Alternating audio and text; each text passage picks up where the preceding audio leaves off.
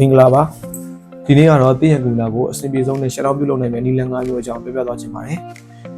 အသုံးဝင်မဲ့ shortcut နီလန်လေးတွေပါမှာဖြစ်တဲ့အတွက်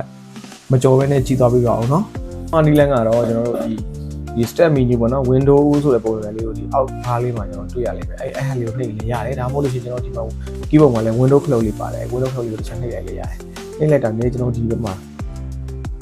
ညာဘက်အောက်လေးမှာကျွန်တော် power button ပုံစံမျိုးလေးတွေ့ရလိမ့်မယ်အဲ့ button လေးကိုတစ်ချက်နှိပ်ပြီးတော့ကျွန်တော် shut down ဆိုတဲ့ဟာလေးကိုရွေးလိုက်ရင်ကျွန်တော် shut down ဖြစ်သွားမယ်နော်ဒါပထမနီလန်ပါဒုတိယနီလန်တစ်ခုကတော့ကျွန်တော်တို့ဒီ shortcut နဲ့ပိတ်တဲ့နီးပေါ့နော် shortcut နဲ့ပိတ်တဲ့နီးကတော့ကျွန်တော်တို့ဒီဘယ် window မှာဆိုသုံးလို့ရတယ်ကျွန်တော်တို့ဒါ window 7မှာလည်းသုံးလို့ရတယ်ပေါ့နော်အဲ့ shortcut လေးကိုကျွန်တော်ပြောပြမယ်ဒီ order ရဲ့ F4 ရဲ့ကျွန်တော်တွဲထည့်ရလို့ရှိရင်ဒီမှာဒီ shut down ဆိုတဲ့ဟာလေးပေါ်လာတယ်ပေါ့နော်ကျွန်တော်ဒီမှာ restart လုပ်မှလားကျွန်တော် select လုပ်မှလား switch user လုပ်မှလားရွေးလို့ရတယ်ကျွန်တော် shut down ကိုလုပ်လိုက်မယ် shut down ကိုလုပ်လိုက်ရင်ကျွန်တော်ကွန်ပျူတာပိတ်သွားတယ်ပေါ့နော်ဒါကတော့ shortcut ပထမနီလန်ဖြစ်ပါတယ်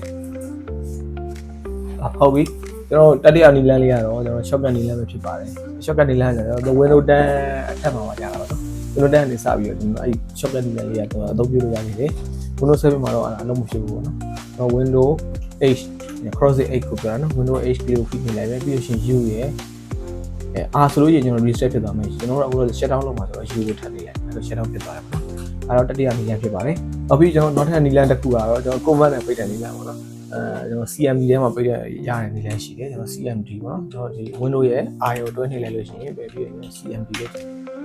ရိုက်လိုက်ပေါ့နော် CMD ဆိုလို့ဒီမှာဒီကျွန်တော်ဒီ CMD command prompt လေးကြားလာတယ်နော် command prompt မှာကျွန်တော်က shutdown shut down ဆိုတဲ့ကျွန်တော် command ကိုရိုက်တယ်ပြီးလို့ရှိရင်ကျွန်တော် /s /d ကျွန်တော်ဒီ data type မှာပါကျွန်တော်ဒီမှာ4 second ဆို4လို့ရိုက်လိုက်ရင်4 second ဖြစ်မယ်ကျွန်တော်ဒီ0ဆိုလဲချက်ချင်းပိတ်ခိုင်းတာပါအဲ့ဒါခေါ်လိုက်ကျွန်တော်ကဒီဒါကတော့ permission ယူခိုင်းတာပါနော်အခုကျွန်တော်ကဒီ recording လုပ်နေတဲ့အတွက် shut down ဖြစ်မှာလားပေါ့နော် command မှာမလုပ်ချင်ဘူးဆိုလဲရတယ်ကျွန်တော်ဘယ်နားမှာလုပ်ရတယ်ဆိုဒီ window R ကိုတက်နှိပ်ပြီးတော့ကျွန်တော် shud shut down shut down /s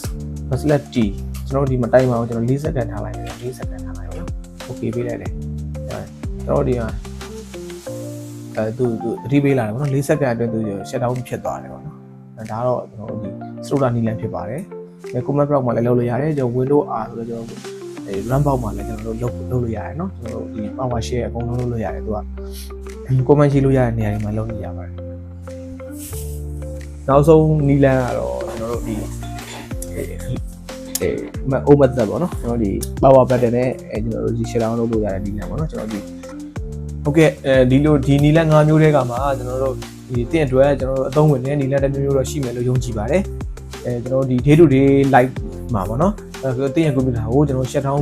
ပြုလုပ်ဖို့အတွက်ပေါ့เนาะဒီနီလန်ဒီနီလန်၅မျိုးတွေကမှကျွန်တော်တို့ဒီအသုံးချကြည့်ပါကျွန်တော် like and subscribe share ပြုလုပ်ပေးဖို့လည်းမမေ့ပါနဲ့ခင်ဗျာကျေးဇူးတင်ပါတယ်